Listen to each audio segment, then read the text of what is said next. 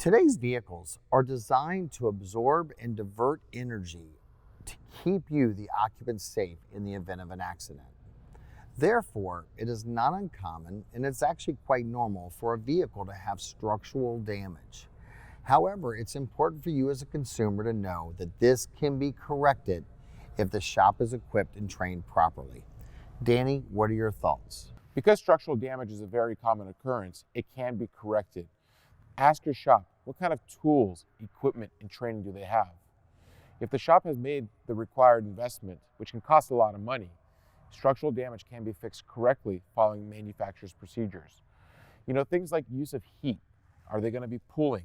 What type of adhesives are they going to be using in the repair process?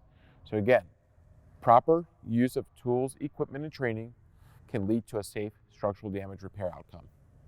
If you found today's tip helpful, please hit that thumbs up, share the video with your family and friends, and please comment below for any future suggestions.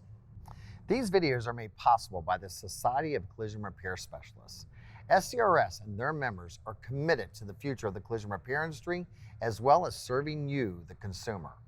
For more information, visit scrs.com or click in the description below.